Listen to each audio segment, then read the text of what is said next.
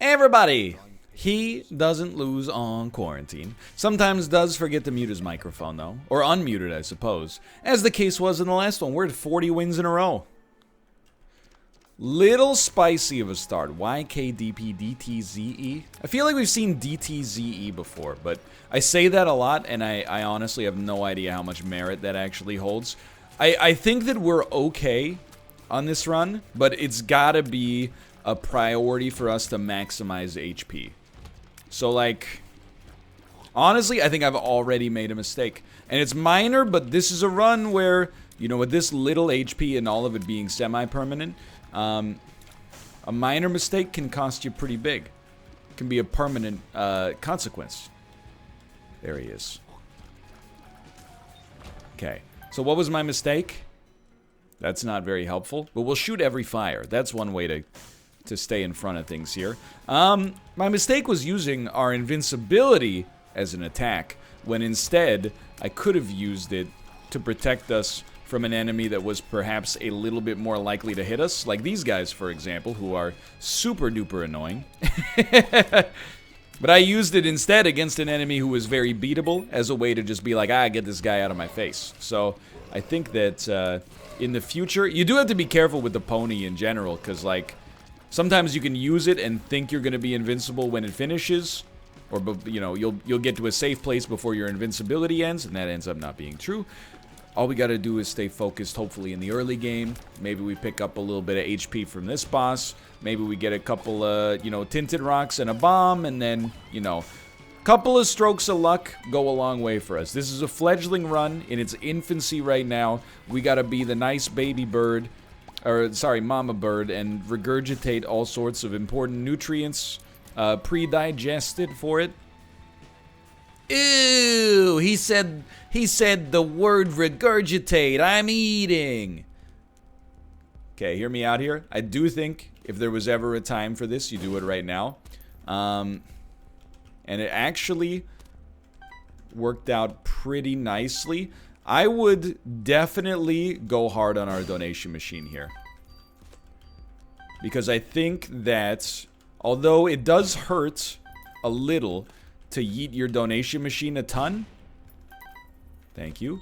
I think getting to... Well, a lot of bombs are going to be helpful for one.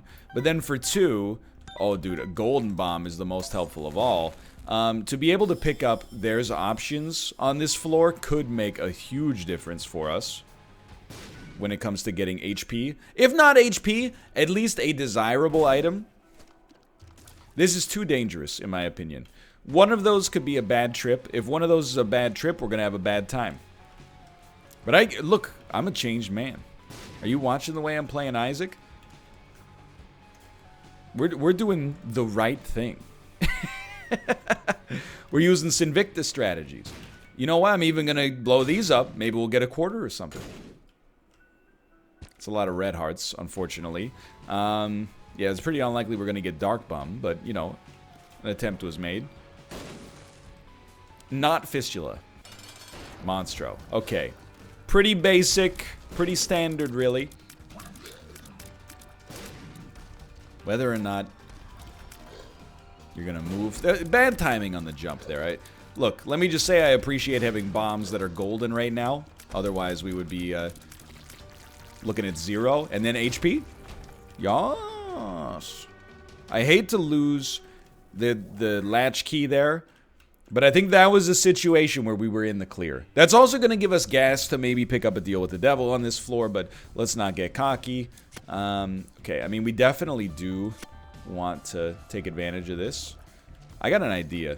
What if you angle yourself appropriately to shoot out the fire? Appears not to be working. Just try it here, then. Okay, let that burn itself out. Okay. And you're safe. That's probably the most delicate operation like that I've ever done. Okay, so I'm actually going to give you my pennies first, just in case you do give me a payout. Then I'm going to blow you up and hopefully get a bomb back via a penny. Okay, we got keys out of it. I'm not upset. We need the keys more than we need the bombs, clearly, because pennies are bombs as well. Look at this. I'm an analyst.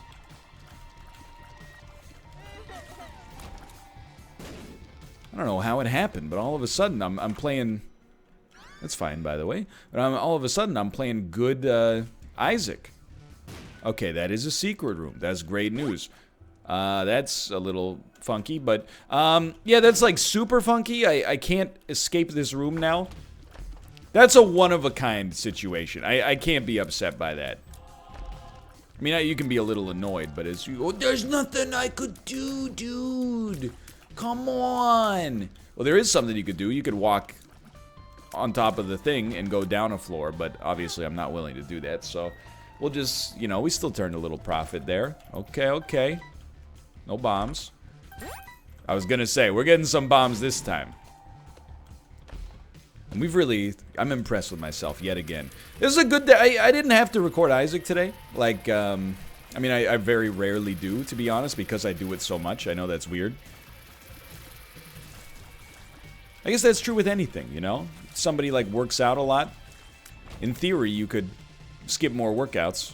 Or you'd be more apt to skip, like, any given workout because of the fact that you've already done so many so consistently, but you're less likely to want to do it because you've already built up the habit, you know? There's a lesson in there somewhere is what I'm trying to say. I don't want to take anything yet. I want to think first. This is huge. A very, very, very nice pickup. And then I think we do want the torn photo regardless. Hold on, you probably want that. You hungry? You hungry, little guy? You want a little red heart? We got another one over here. Another 2 over here. Okay, pay out there, just in case you got a spider, I want to sequester it. It's like building a Tarantula Island in Animal Crossing. So I owe this episode thus far to our donation machine on the first floor. Thank you, donation machine, and thank you, past me, for putting a lot of money into it and not blowing it up that often. I really appreciate it. Let's see if this guy's going to give us some cash, because these are good items. He didn't. I'm going to take a reroll. I'm going to take a couple rerolls. Bombs are very, very not precious for us. So I think that this is well worth the risk there. The loss of speed is bad, but I mean, you know as well as I do that blank card is like one of the most powerful items in the game. I'm very happy to have it.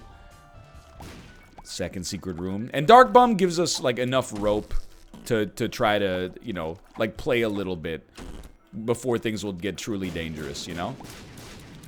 Hold on. Hold on. Explosive diarrhea. One makes you small. Relax. I want to get bombs out of the pennies if possible, so... Oh, you... What the... That's so good, dude. We might actually be able to reroll enough to buy a card. I told you, I'm not messing around. You know, this is one of those things. Now that I got a streak of 38, or actually I'm on 40 now, right? Now that I got a streak of 40, I don't want to yeet it into the ether for nothing, you know? Now that I've got something to protect, I want to protect it. Now, originally I was going to get a card, and I will level with you. A card might be better than almost doubling our meager damage. However, there's no guarantee that a good card was going to show up. There's no guarantee that a card was going to show up in general, much less that it would be good. And then to get a damage upgrade and say no to it is a folly the likes of which only Macbeth could possibly comprehend. So we're in a great spot. What's going on? Oh, very little. Very little indeed. Just hanging, you know how it is. Keeping myself busy, doing a lot more like edited, well, not edited stuff necessarily, but like keeping myself busy with work stuff, I guess is one way to describe it. Like there's pregnancy related stuff to tackle, like, you know, peeling oranges and cutting up apple slices and, you know, rubbing my wife's back and stuff like that when she gets a little nauseous. Happy to do all that stuff, obviously. I can't believe the stroke of luck that we had here. Crack it. I'm gonna go deeper. Let's try to get this one too. But, you know, for the most part, it's pretty... I mean, it's just like being an on-call personal assistant. You know, can you give me some juice? Yes, I could do that. You know, it's like... It's like being an intern at a fashion magazine in the late 1990s. You know, I just kind of do what the boss says. Doesn't come up all that often, to be honest. So I've been keeping myself busy with work-related stuff, making edited content. I hope you enjoyed the best of Northernlion on Twitch for March. I like making those videos. They're easy to make. There's not a whole lot of editing that goes into it. That's actually really good for us. Originally, I was disappointed, and I immediately realized the folly of my ways. I think we will take jumper cables. I don't think we can be killed now, just to be honest with you. And I apologize. I punched my microphone. I don't think we can be killed here at this point. Yeah, the editing is very simple. And I'm always like, Dan and I, we've got like a Gilbert and Sullivan thing going on right now. I don't know if he knows it. But like, this whole, like, you know, I mean, it's coming clearer to people now that we've announced, like, the pregnancy. I had, like, a lot of things, all, like, momentous life things, positive things, for the record, all kind of coalesce simultaneously and lead to the creation of the new attitude that you're seeing before you, or at least, like, the pursuing of that new attitude that you see before you, for example. Like, we, you know, moved from an apartment where we were paying rent to a house where we're paying more for a mortgage. That was a big one where I was like, you know what? I was already working hard, but I could kick it up a notch to, not even so that we can afford it, but, you know, because that was handled, you know, when we applied. That's the wrong time to be thinking about it. But more so for, like, my own anxiety. You know, I'm like, oh, we're spending more on this now, so I would like to make sure that, you know, my career is doing as well as possible. Why wouldn't you tackle this from the other side? It doesn't matter. Bombs are infinite. Okay, good point. And we just use that as much as you can, obviously. So that was part of it. And then, you know, we decided to start a family. So that was like, I got a concentrated dose of, like, soon-to-be dad rocket fuel energy, and I've been capitalizing on that in a big way. And then also, you know, like, I was in a bit of a, I wouldn't call it a slump, but let's call it a lull. I was in a little bit of a lull on YouTube where I was like, I just kind of feel like I've been stuck doing the same thing for a long time. Let's try to mix it up and see if we can't, yo, such good use of the fly there. I'm impressed with myself. See if we can't, you know, drum up a little bit more excitement and let people know that, like, you should care about this thing that I'm doing, because I care about this thing that I'm doing. But part of that enthusiasm and also the willingness to take slightly more chances on content that might have been out of my wheelhouse otherwise, like edited videos, is inherited from Dan, for sure. You know, I watched him do it, and I saw that he was enthusiastic about it. I decided to do it myself, and, you know, that's how we've ended up with mostly meme videos, to be honest, but also, like, the edited compilations and stuff like that. Like, my attitude a few years ago probably would have been like, if you want to watch the best stuff, why don't you just watch the stream every day? Now I'm like, dude, people are telling you what they want. Hey, I like your content. It would be nice if there was, like, an edited best of thing that I could, like, point other people to, that whenever I show them your long form content, they go, this guy talks a lot. Something that's just the hits, you know, the greatest hits collection. And then I notice, you know, when I get enthusiastic about it, he gets a little bit more enthusiastic about it as well, and we're really, and the same with Malf as well, and that's why you know, we're doing the Golden Goblet with those two guys there. You know, back in, like, January, I was like, hey, you know what, the Indie Pentathlon kind of inspired me. If you're not familiar, by the way, and I shouldn't assume that everybody watches absolutely everything, right? But the Indie Pentathlon was like a Sunday stream that I did where I tried to beat 5 indie games back to back to back to back. And it did really well. Like, it was popular, and people were excited for the stream, and they showed up, and it was a good time. And that kind of got me thinking about ways that I could apply that to other content as well. So I thought of this, like, Golden Goblet idea. Like, what if we have, like, a constant, like, ever-present Tournament of Shame? The stakes might be a little lower because it's always on, but still, there's always, like, a pseudo-competitive element. There, come on. And we're still kind of working on that. Like, Golden Goblet, I really like it. It's been one of the highlights of 2020 so far. But I think we could make it even one step greater. But we're percolating those ideas at all times. Anyway, that's where that energy has come from. It's not just expecting father energy. It was like I got a triple dose, you know, like the Powerpuff Girls, sugar, spice, and everything nice. It was like house, baby, and also other people are excited. So I'll get excited as well. So that's where we're at there. So I've been putting out a little bit more edited content. Slightly more, at least. when I have the time available. Like, my lifestyle right now, I'm pretty much living like a productive prisoner. I'm sure a lot of people can relate to this right now. I basically, like, you know, I wake up, I enjoy a leisurely cup of coffee in the morning while trolling my friends' Twitch chats. And then after I finish that, I'll, like, you know, take a shower, brush my teeth, and then I sit down to work. Work for a long time, you know, maybe from, like, 10:30 to 8:30 or 10:30 to 9. Then, you know, cook dinner, play an hour of Animal Crossing, and do some video editing. And for once, I don't feel too bad about it, because what are we gonna do? Go to the movies? That's irresponsible. I'm being a national hero. I'm a role model right now.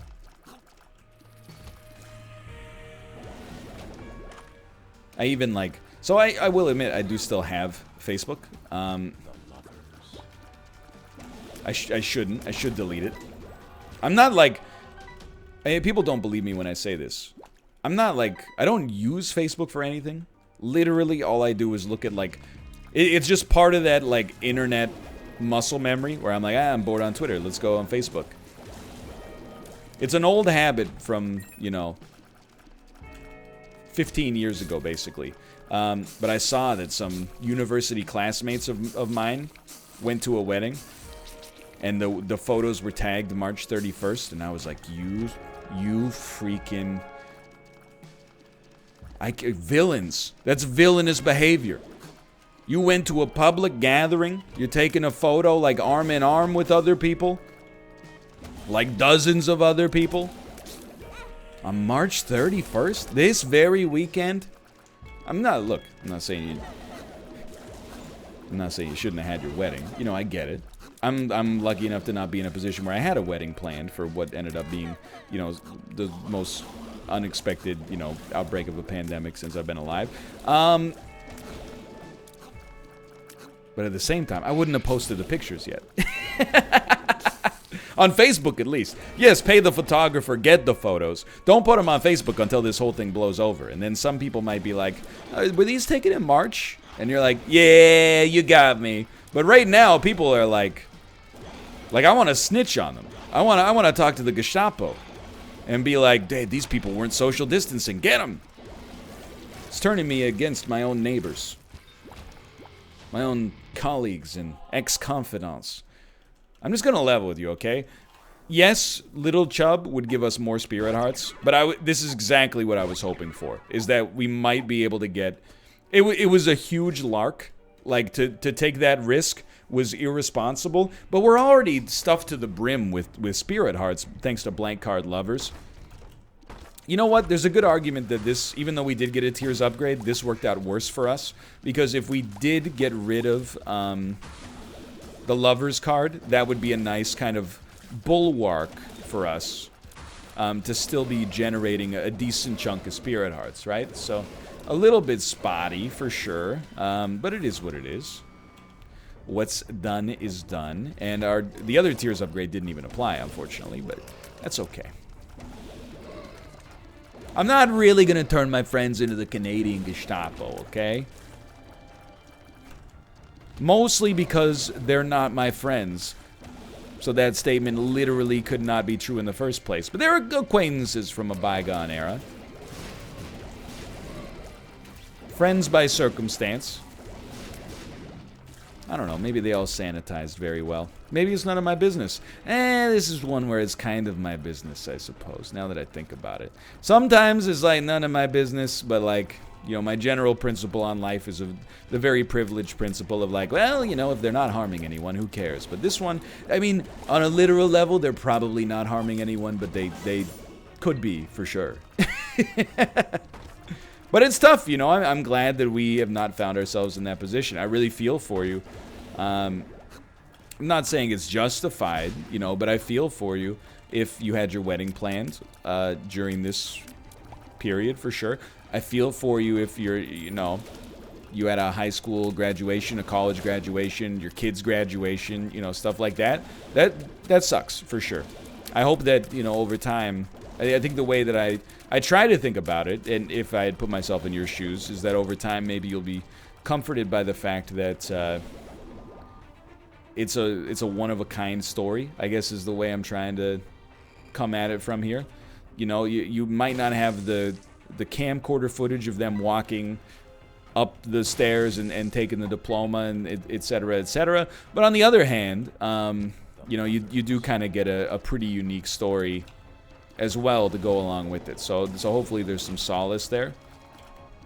I do not have much sympathy if you were like, he's talking about me. I was planning on throwing the greatest kegger of the summer. You're only 22 once, and yet I won't be able to throw the kegger. Look, it's easy for me to say. The pandemic didn't exist when I was 22. I was able to throw the kegger. At the same time, you know, we got bigger fish to fry right now. You just, this year, live like a 50-year-old this year, and then next summer, you can rage. You can just move a year. You know, I promise there's going to be more than enough time. Bumbo's tempting, but I'd really like some more direct damage. Now you insult me. That's what you're doing here. You're just insulting me. Like, the spring break stuff drove me up the wall. Kids who were like, if I get corona, I get corona. It's not all about you, Karen. We're just trying to drink until get as drunk as we can before the bars close. I'm very familiar with that tone of voice. You know, I was in college, I was in high school. I'm doing a bad thing, but when I put on this voice, my parents don't get mad at me. Sorry, that was a little judgmental, but perhaps that's a situation that's a little worthy of judgment.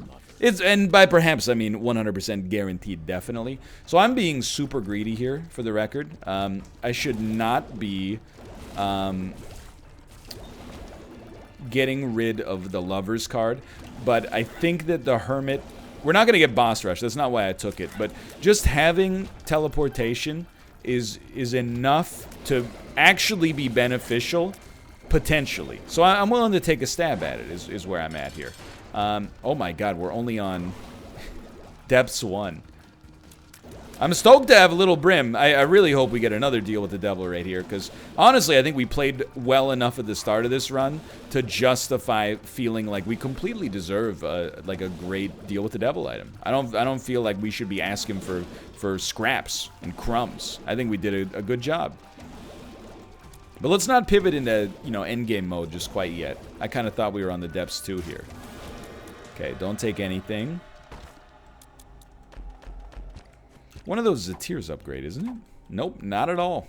So that was effectively a complete waste of everybody's time. I actually think we want the orbital on this one. Permanent Polaroid invincibility plus the orbital. We got good gravy coming as a result of that. Phrasing, maybe. MacBook Pro, baby. So this actually, much to my surprise, is going to be an opportunity for us to get to Boss Rush and teleport away. Who would have thought? And I am going to donate. Dude, the donation machine was kind to us. I'm going to be kind to the donation machine. Look at that. We might have even come out ahead on that one. Or the donation machine might have come out ahead. That's how business is supposed to work. You gave me an interest-free loan, and then you get that arbitrage at the top. This is not arbitrage. It's just literally interest, you know? But one thing I found on the internet is if you say the word arbitrage, people automatically think you know what you're talking about with respect to finance. So I just try to throw that out. There's arbitrage to be found here.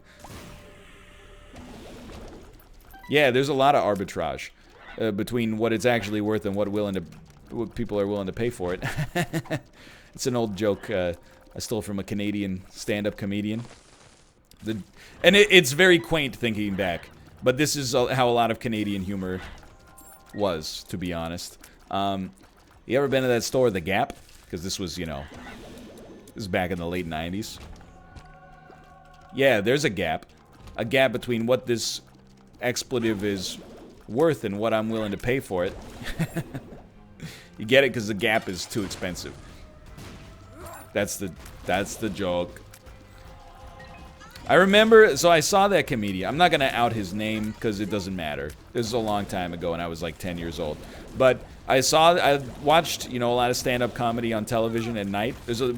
Canada is a very stand-up friendly nation. There's Just for Laughs festivals here and they play a lot of stand-up on our comedy networks and stuff like that. Hold on. We beat the odds? Really? Like, you just annoying me with that. And then it's not even open anymore. Okay, get me out of there so I can at least go to our item room. Well, I guess I'm buying a key as well. I was like, this guy's funny. And then he came to my hometown, like 2 years later. My parents were like, he mentioned that he thought that guy was funny once. We should go to that show. We went to the show. I want to reiterate, it was 2 years after I watched that special on TV. My man was still rocking the same material. And I get it. We should have teleported there, I'll admit, but I really sincerely do. Hard to come up with good stand-up material. You know, that's why the comedians that, you know, were releasing like a stand-up special every year or a stand-up special every 2 years is like really impressive that the quality doesn't dip.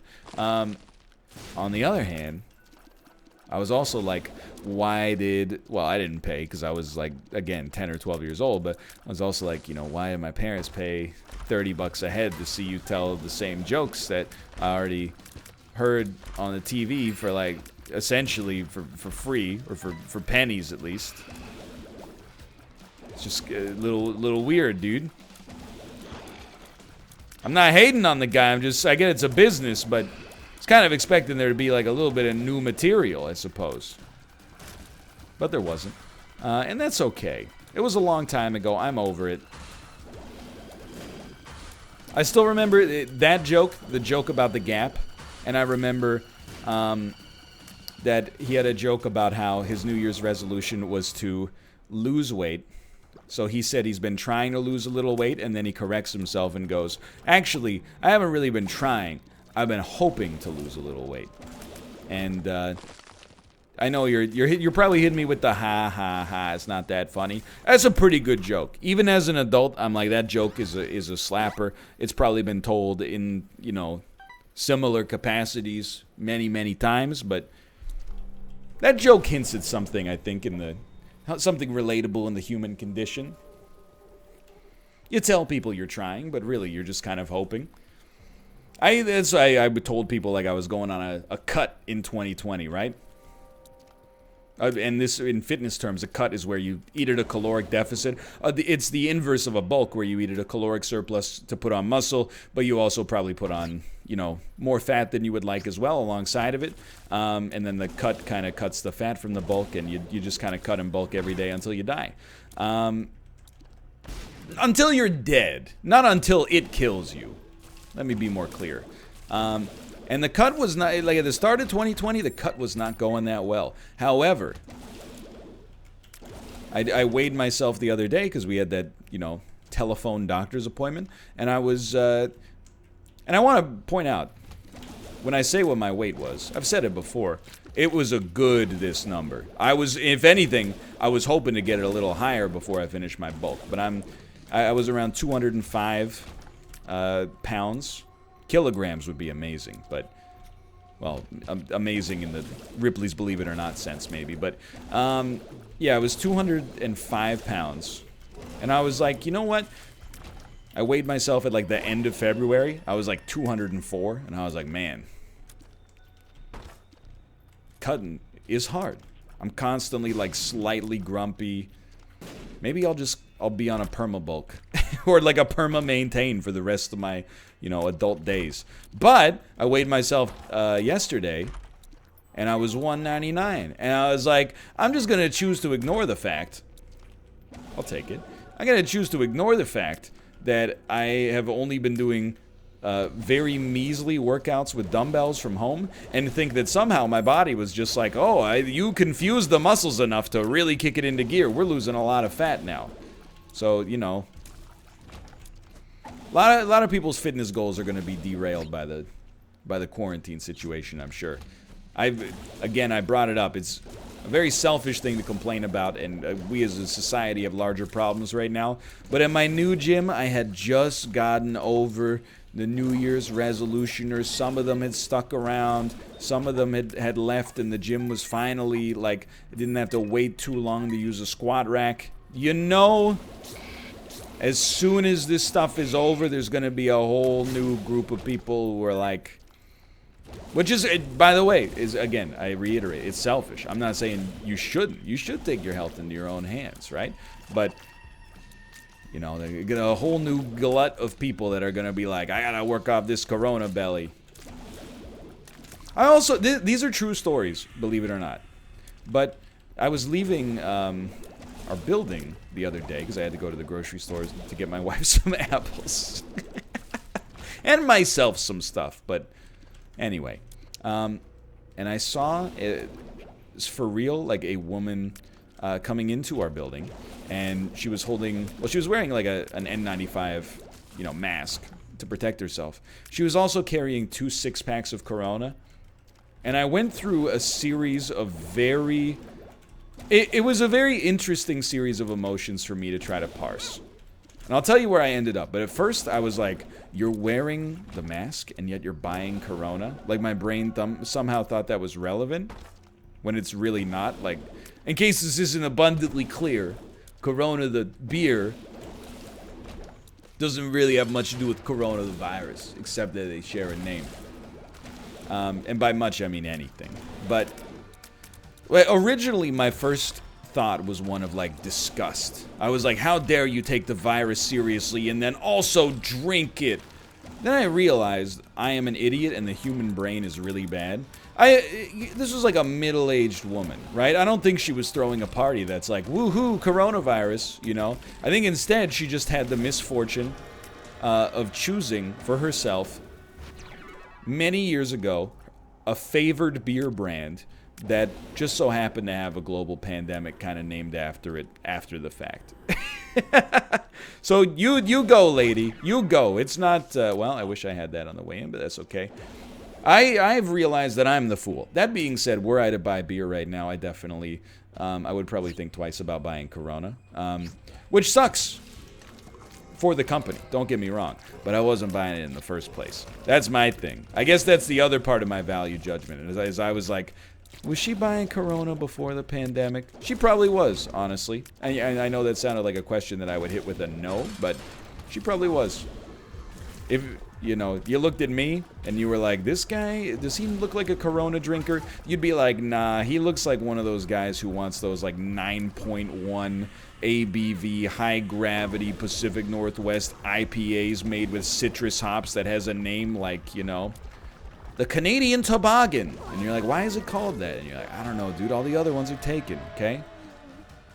And you would be absolutely right. That was my style. So I would be putting on airs. Dude, we got skunked on some of these deals with the devil. The run has really come together. I ain't complaining. But we did get skunked. We should be fine. Now, you can't feed your family on should, I think. However, why would you walk in? Oh, because of the virus! Okay, it didn't work. But actually, virus plus Ma the Void actually sets up a nice kind of 1-2 where we might be able to finesse some extra spirit hearts out of this.